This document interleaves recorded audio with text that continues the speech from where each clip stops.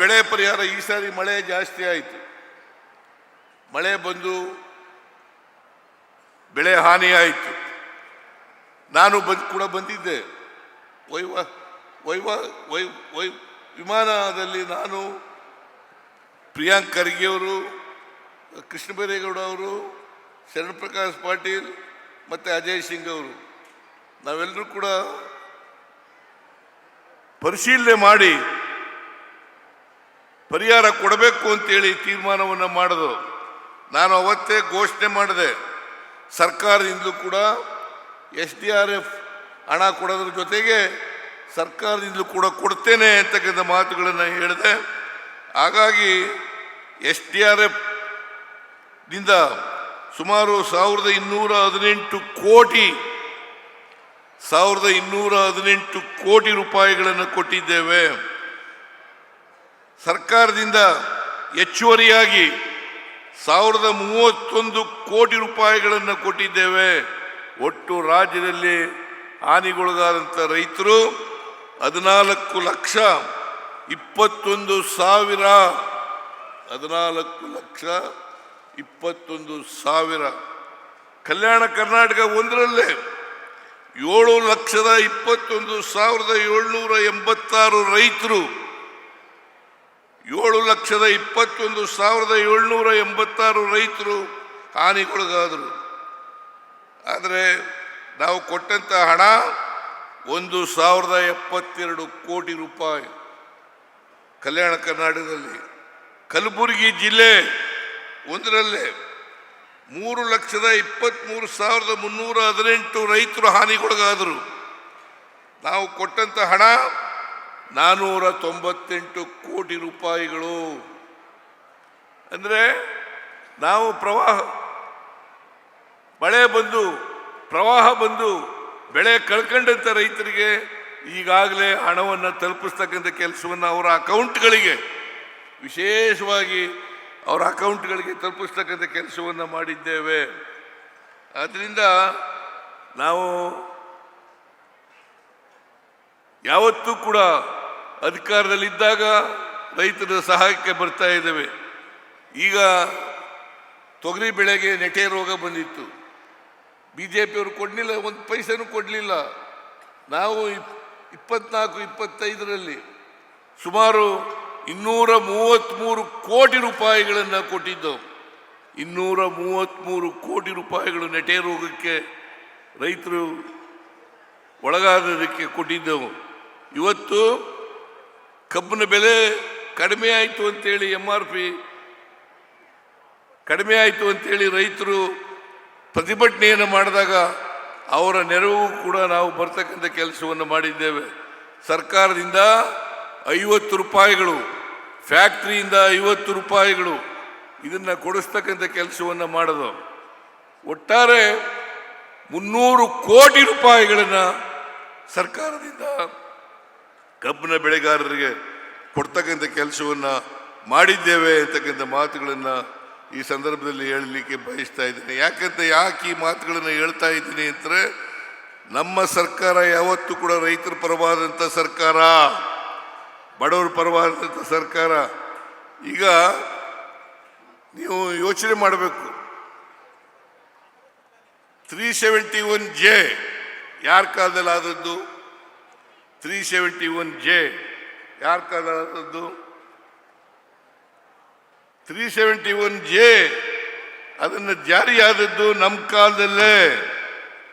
ಕೇಂದ್ರದಲ್ಲಿ ಮನಮೋಹನ್ ಸಿಂಗ್ರವರು ಪ್ರಧಾನಮಂತ್ರಿ ಆಗಿರುವಾಗ ಮಲ್ಲಿಕಾರ್ಜುನ ಖರ್ಗೆ ಅವರು, ಧರ್ಮಸಿಂಗ್ ಅವರು ಒತ್ತಾಯ ಮಾಡಿ ಕೇಂದ್ರ ಸರ್ಕಾರ ಮೇಲೆ ಒತ್ತಡವನ್ನು ಹೇರಿ ಶ್ರೀಮತಿ ಸೋನಿಯಾ ಗಾಂಧಿ ಅವರು ಮನವೊಲಿಸಿ 371J ಸಂವಿಧಾನಕ್ಕೆ ತಿದ್ದುಪಡಿಯನ್ನು ಮಾಡ್ತಕ್ಕಂಥ ಕೆಲಸವನ್ನು ಮಾಡಿದ್ರು.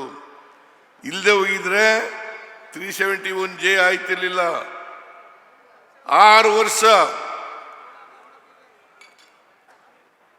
ವರ್ಷ ಅಧಿಕಾರದಲ್ಲಿದ್ದಂಥ BJPಯವರು, ಕೇಂದ್ರದಲ್ಲಿ ಅಧಿಕಾರದಲ್ಲಿದ್ದಂಥ BJPಯವರು, ಅವರು ಇದನ್ನು 371J ಮಾಡಲಿಲ್ಲ. ಅವತ್ತು ಕೂಡ ಹೋರಾಟ ನಡೀತಾ ಇತ್ತು ಈ ಭಾಗದಲ್ಲಿ. ಅವತ್ತು ಕೂಡ ಮಲ್ಲಿಕಾರ್ಜುನ ಖರ್ಗೆ ಅವರು, ಧರ್ಮಸಿಂಗ್ ಅವರು ಈ ಭಾಗದಲ್ಲಿ ಒತ್ತಡ ಏರ್ತಕ್ಕಂಥ ಕೆಲಸವನ್ನು ಮಾಡಿದ್ರು. ಆದರೂ ಮಾಡಲಿಲ್ಲ. ಅದ್ವಾನಿಯವರು ಗೃಹ ಸಚಿವರಾಗಿದ್ದರು ಮತ್ತು ಈ ದೇಶದ ಉಪ ಪ್ರಧಾನಿಯಾಗಿದ್ದರು. ಇದನ್ನ ತಾವೆಲ್ಲರೂ ಕೂಡ ಜ್ಞಾಪಕ ಇಟ್ಕೋಬೇಕು ಅಂತೇಳಿ ನಿಮ್ಮಲ್ಲಿ ಕಳಕಳಿಯ ಮನವಿಯನ್ನು ಮಾಡ್ತೇನೆ. 371J SM ಕೃಷ್ಣ ಅವರು ಮುಖ್ಯಮಂತ್ರಿ ಆಗಿರುವಾಗ ಪತ್ರ ಬರೆದಿದ್ರು ಕೇಂದ್ರ ಸರ್ಕಾರಕ್ಕೆ. ವಾಜಪೇಯಿ ಅವರು ಪ್ರಧಾನಮಂತ್ರಿ, ಅದ್ವಾನಿಯವರು ಉಪ ಪ್ರಧಾನಿ. ಆಗ ಪತ್ರ ಬರೆದಾಗ SM ಕೃಷ್ಣ ಅವರಿಗೆ ಉತ್ತರ ಕೊಟ್ಟದ್ದು ಏನಪ್ಪಾ ಅಂತಂದ್ರೆ, ಇದನ್ನ ಮಾಡಲಿಕ್ಕೆ ಸಾಧ್ಯ ಇಲ್ಲ. ಇವತ್ತು ನನ್ನ ಹತ್ರ ಕಾಪಿ ಇದೆ. ಅದ್ವಾನಿಯವರು, ನೀವು ಇದನ್ನ ಅರ್ಥ ಮಾಡ್ಕೋಬೇಕು. ಬಿಜೆಪಿಯ ಉಪ ಪ್ರಧಾನಿ ಲಾಲ್ ಕೃಷ್ಣ ಅದ್ವಾನಿಯವರು 371J ಮಾಡಲಿಕ್ಕೆ ಸಾಧ್ಯ ಇಲ್ಲ. ಆದರೆ ಮನಮೋಹನ್ ಸಿಂಗ್ರವ್ರ ಮೇಲೆ ಒತ್ತಡ ಹಾಕಿ ಮಾನ್ಯ ಖರ್ಗೆಯವರು ಇದನ್ನು ಮಾಡಿಸ್ತಕ್ಕಂಥ ಕೆಲಸವನ್ನು ಮಾಡಿದ್ರು. ಇದು ಮಾಡೋದ್ರಿಂದ ಇವತ್ತು ಕಲ್ಯಾಣ ಕರ್ನಾಟಕ ಅಭಿವೃದ್ಧಿ ಮಂಡಳಿ ಆಗಲಿಕ್ಕೆ ಸಾಧ್ಯ ಆಗಿದೆ. ನಾನು 23, 24, 25, 26 ಈ 3 ವರ್ಷಗಳಲ್ಲಿ 13,000 ಕೋಟಿ ರೂಪಾಯಿಗಳನ್ನು ಕೊಟ್ಟಿದ್ದೇನೆ. 13,000 ಕೋಟಿ ರೂಪಾಯಿಗಳನ್ನು ಕೊಟ್ಟಿದ್ದೇನೆ. 24, 25ರಲ್ಲಿ 5,000 ಕೋಟಿ, 25, 26ರಲ್ಲಿ 5,000 ಕೋಟಿ, 23, 24ರಲ್ಲಿ 3,000 ಕೋಟಿ. ಬಹಳ ಸಂತೋಷದ ವಿಚಾರ ಏನಪ್ಪಾ ಅಂತಂದ್ರೆ, ಅಜಯ್ ಸಿಂಗ್ ಅವರು ಅಧ್ಯಕ್ಷರಾಗಿ ಹಣ ಖರ್ಚು ಮಾಡ್ತಾ ಇದ್ದಾರೆ.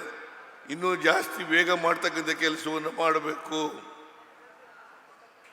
ಈ ವರ್ಷ 25, 26ರಲ್ಲಿ ಸುಮಾರು 4,000 ಕೋಟಿಗೂ ಹೆಚ್ಚು ಖರ್ಚು ಮಾಡ್ತೀವಿ ಅಂತ ಹೇಳಿದ್ದಾರೆ. 4,000 ಕೋಟಿಗೂ ಹೆಚ್ಚು ಮಾಡಿದ್ದಾರೆ. ಆದರೆ 5,000 ಕೋಟಿನೂ ಖರ್ಚು ಮಾಡಬೇಕು. 5,000 ಕೋಟಿ ಖರ್ಚು ಮಾಡಿದ್ರೆ ನಿಮ್ಗೆ ಇನ್ನೂ ಜಾಸ್ತಿ ಕೊಡ್ಲಿಕ್ಕೆ ಸಾಧ್ಯ ಆಗ್ತದೆ. ಆಮೇಲೆ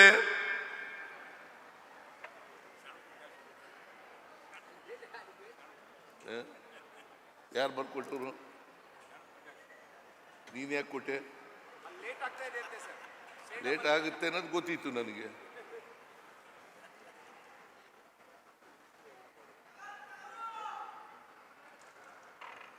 ಅದಕ್ಕೆ ಬೇಡ ಅಂತ ಹೇಳಿದೆ ನಾನು ಅವನಿಗೆ. ಬೇಡ, ಸ್ಟೇಡಿಯಂನಲ್ಲಿ ಮಾಡೋದು ಬೇಡ ಅಂತ ಹೇಳಿದೆ ನಾನು.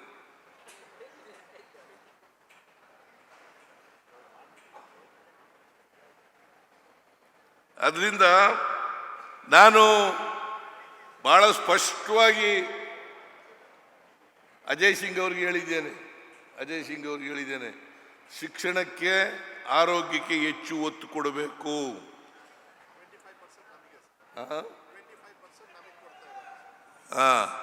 ಇದರಲ್ಲಿ ಶಿಕ್ಷಣಕ್ಕೆ ಹೆಚ್ಚು ಒಟ್ಟು ಖರ್ಚು ಮಾಡ್ತಕ್ಕಂಥ ಹಣದಲ್ಲಿ 25% ಶಿಕ್ಷಣಕ್ಕೆ ಕೊಡ್ತಕ್ಕಂಥ ಕೆಲಸವನ್ನು ಮಾಡ್ತಾ ಇದ್ದಾರೆ. ಅದಕ್ಕೋಸ್ಕರನೇ ಇವತ್ತು 300 ಕರ್ನಾಟಕ ಪಬ್ಲಿಕ್ ಶಾಲೆಗಳನ್ನು ಅಡಿಗಲ್ಲಾಗ್ತಾ ಇರ್ತಕ್ಕಂಥದ್ದು. ಒಟ್ಟು ರಾಜ್ಯದಲ್ಲಿ 900 ಕರ್ನಾಟಕ ಪಬ್ಲಿಕ್ ಶಾಲೆಗಳು ಅಡಿಗಲ್ಲು ಹಾಕಿದ್ರೆ ಅದರಲ್ಲಿ ಮಂಜೂರಾಗಿರ್ತಕ್ಕಂಥದ್ದು ಹೈದರಾಬಾದ್ ಕಲ್ಯಾಣ ಕರ್ನಾಟಕದಲ್ಲಿ 300.